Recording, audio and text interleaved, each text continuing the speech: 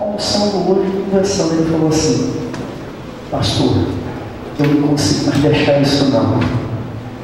Eu não consigo abandonar esses meninos mais não, pastor. E foi para isso que Deus levantou a marca de Cristo, irmão, para contagiar vidas, para fazer vidas se tornarem tão loucos como nós temos sido loucos ao longo desses anos aqui da marca de Cristo, amém?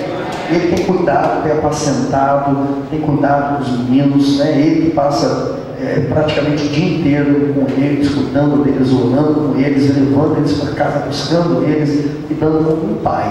É isso, Deus. Então, vamos receber aqui. Está aqui sua esposa também, vai apresentar a sua digníssima esposa aqui, lá. Vamos receber com alegria, porque ele vai trazer hoje, irmão, uma palavra tremenda.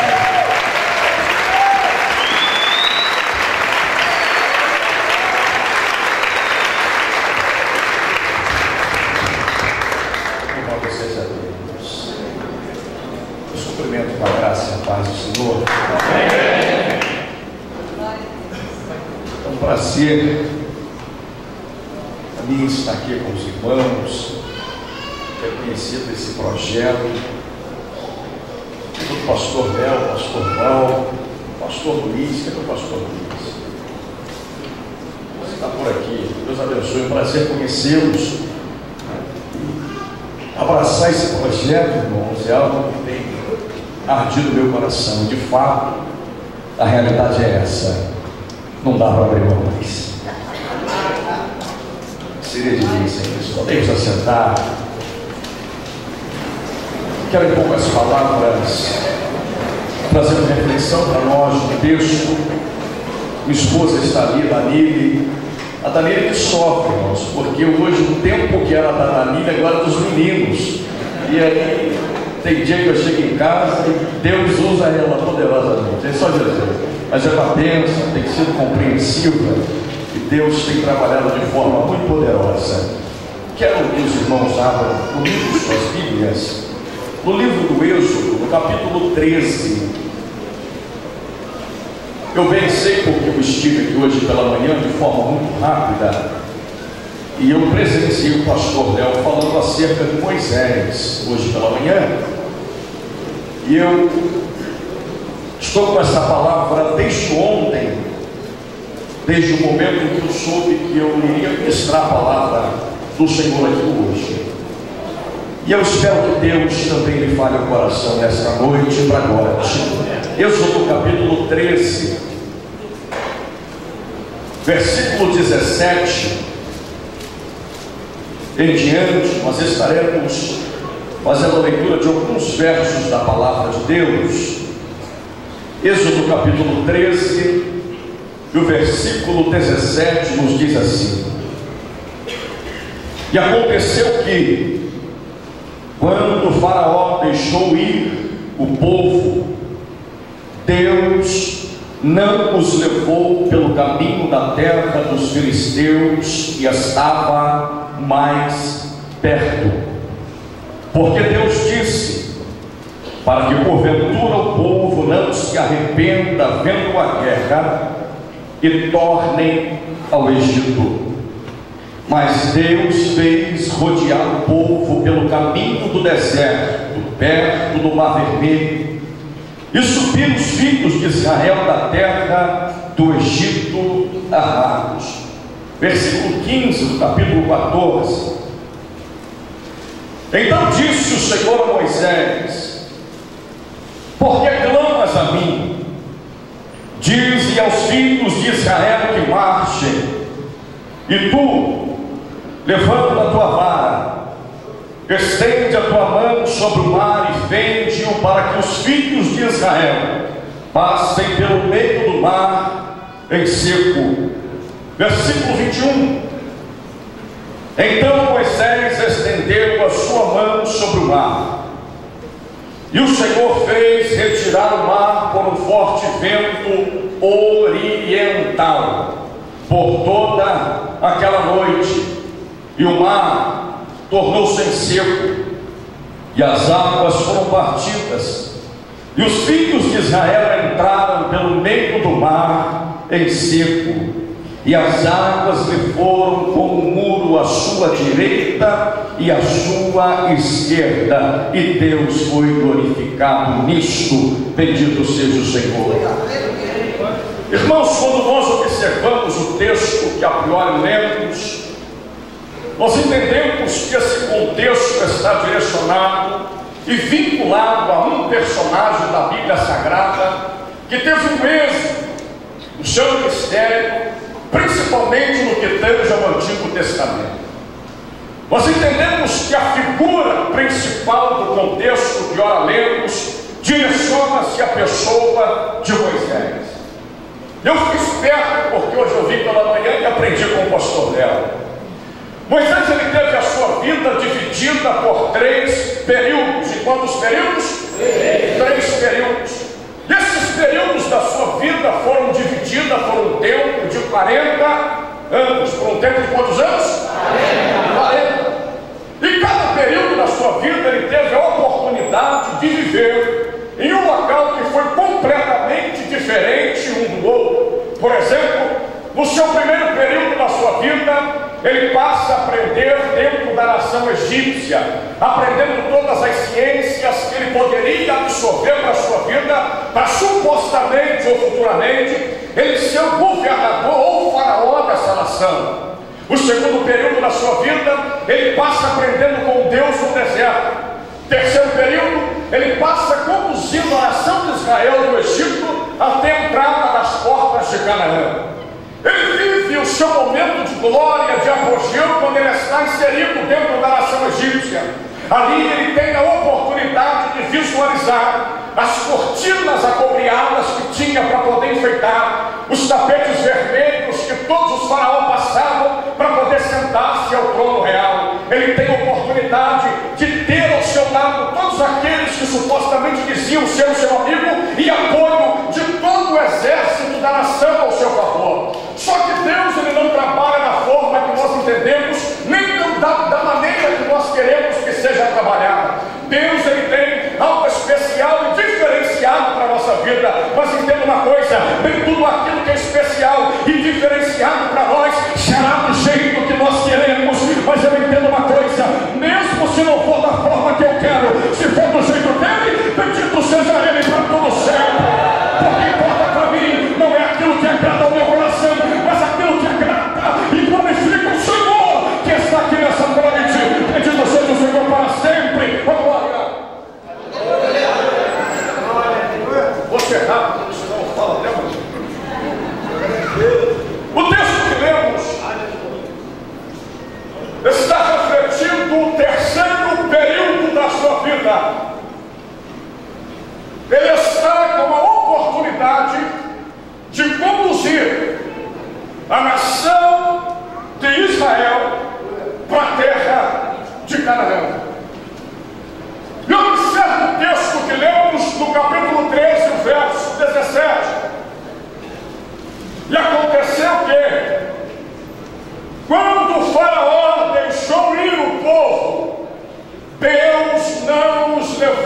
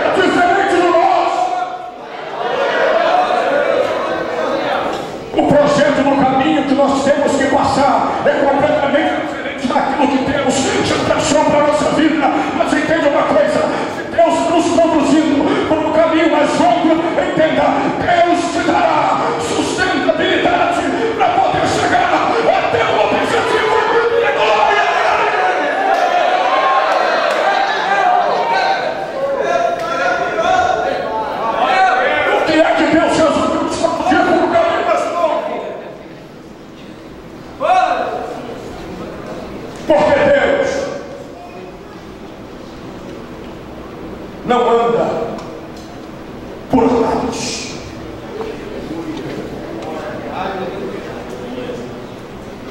A Bíblia não vai nos dizer que Jesus ele é um atalho, Jesus ele é o caminho. Entende uma coisa? Não saia do caminho que Deus resolveu separar você para poder dar. Não ande por atalhos, não siga, Deus o caminho para a glória de Deus.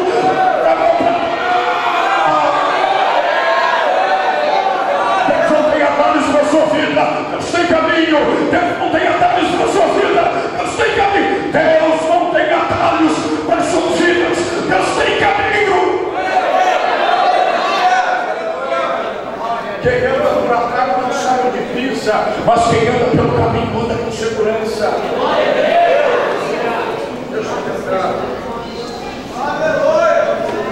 E eles foram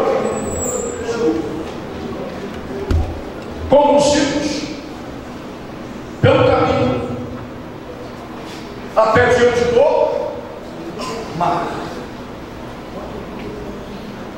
Como entender Deus assim? Se tem todos o poder humano, por que é que em dado momento da nossa vida Deus resolve nos colocar encurralados com as situações da vida sem sabermos onde iremos passar? O mar, os egípcios, despenhadeiros ao lado. Para onde iremos? Para onde iremos? E é engraçado que quando nós enfrentamos esses momentos na nossa vida, nós começamos a questionar com o Senhor acerca da nossa vivência, do tempo que nós estamos presenciando. E pensam que isso foi contrário a Moisés? Não. Sabe o que Moisés faz quando ele para diante do mar? Quem ousa? Ele vai orar. Só que Deus, ele não coloca Moisés para ser conduzido ou ser o condutor do povo no deserto sem ter preparo para isso. Ele passou 40 anos no deserto aprendendo quem era Deus.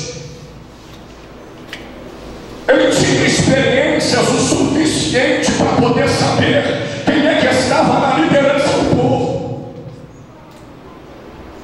E ele para lá.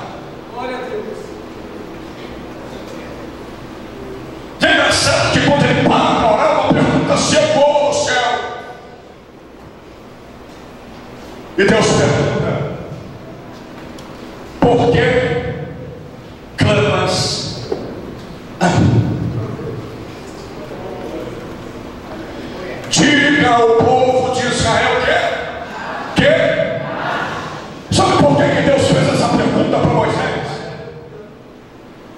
Se ele passou 40 anos tendo experiências com Deus no deserto, e esse tempo foi um tempo bastante para poder entender de fato quem era Deus para ele e para todo o povo que ele estava conduzindo, Deus pergunta isso para ele, para poder mostrar para ele que existe um tempo para poder orar, mas existe um tempo para nós tomarmos atitude e vencer os desafios que estão à nossa frente. É tempo de nós tomarmos atitude e passar por cima. Não para poder ficar orando de braço cruzado, toma atitude. Não para poder orar de braço cruzado, toma atitude, prossiga.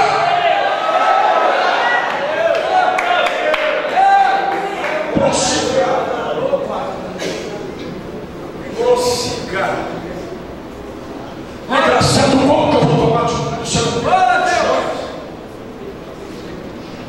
De fazer com que o mar seja aberto.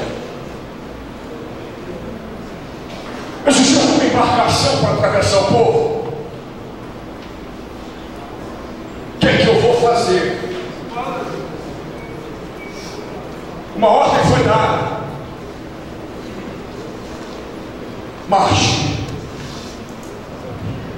Marche. Marche. Marche. Marche. Se é para marchar, por que é que eu resolvo ficar paralisado diante da situação? Glória a Deus. Aleluia.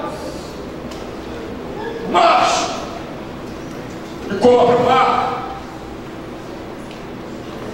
O que você tem na mão, vocês? Uma.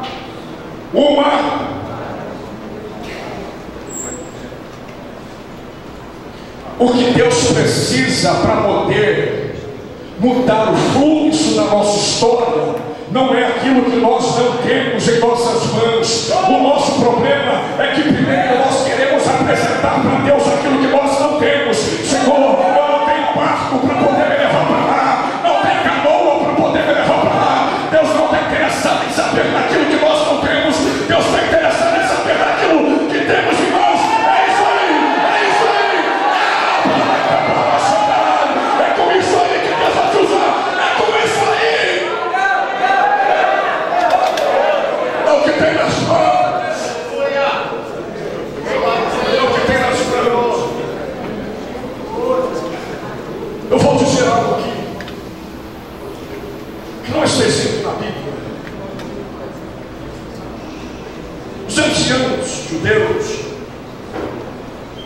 dizem que o mar não foi aberto na hora. Eles dizem que Moisés clama a Deus, Deus responde e envia um forte vento oriental. Por que isso?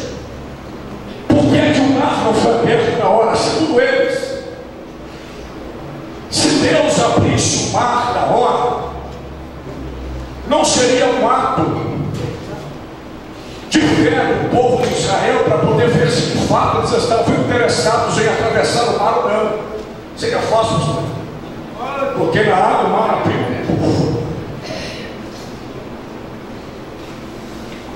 Deus precisava ver alguém marchar para lá se abrir.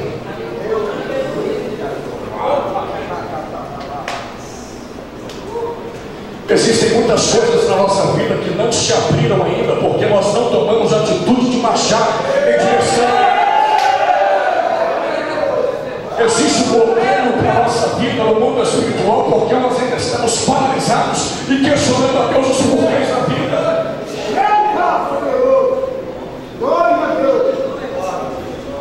E como se não bastasse para a frente, agora Deus envia um forte vento oriental. Existiam dois tipos de vento naquela época: o vento oriental e o vento ocidental. O vento ocidental era utilizado por Deus para fazer com que toda a plantação, no seu tempo certo, fizesse com que o fruto pudesse amadurecer. Era um vento que tirava toda a brisa fria e trazia o calor para que a plantação, no tempo certo, pudesse ser colhida. O vento oriental era o vento desfavorável. Esse vento era utilizado por Deus para poder mandar pragas sobre a nação, por exemplo, a peste de gafanhotos, uma tempestade. Deus queria ver se alguém estava disposto a enfrentar o vento oriental para receber a sua vitória. E ouça aqui, por favor. A tradição vai nos dizer que um homem chamado Naasson, filho de Abinadab, seu nome está registrado em Mateus capítulo 1, resolve tomar uma postura diante do povo para poder fazer com que toda a nação pudesse ser abençoada. O que ele fez? O mar à frente, o vento soprando, ele resolve dar o primeiro passo e ele pisa no mar. As águas começaram a subir sobre o seu corpo, as águas bateram os seus joelhos, as águas começaram a bater nos seus lombos, as águas começaram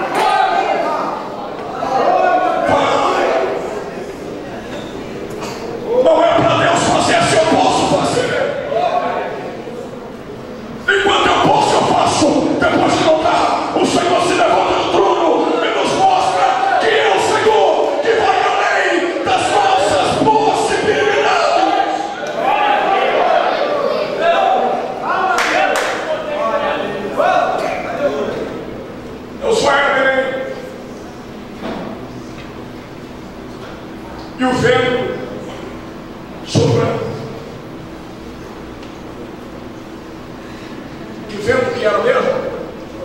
Vento oriental. O vento oriental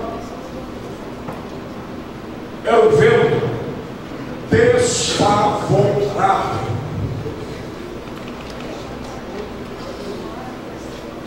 Sabe o que Deus fez?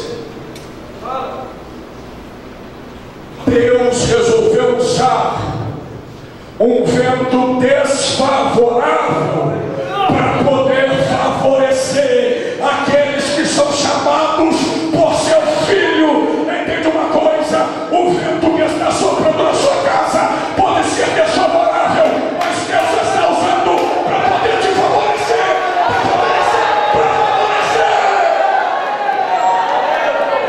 Você não entende por que está soprando o vento, mas é a seu favor, é a seu favor, é a seu favor.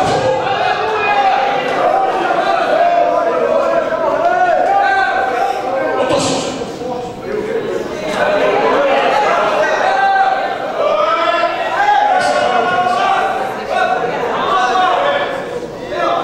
Vamos nos colocar de pé, por favor.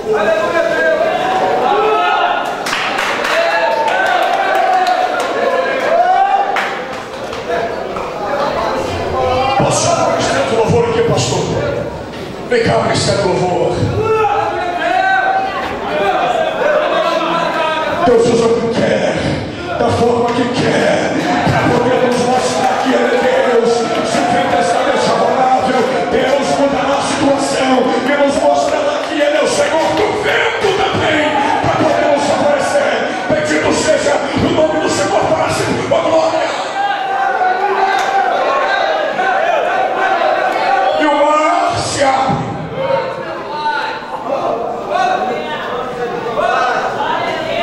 O povo passa pelo mar. Tem festa quando isso acontece. A Bíblia vai nos dizer que quando ele chega do outro lado, Miriam vai cantar o Senhor, vai sabotear o Senhor do outro lado do mar. Para passar, Deus fez o mar se abrir.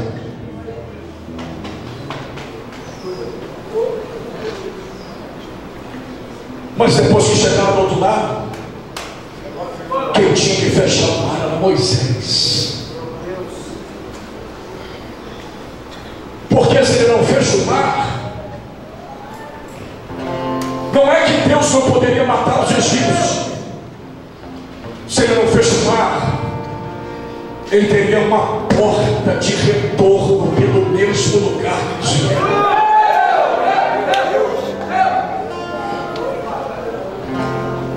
Deus manda tocar nas águas. Toque nas águas. O mar se fecha. Quando o mar se fecha, Deus ele fecha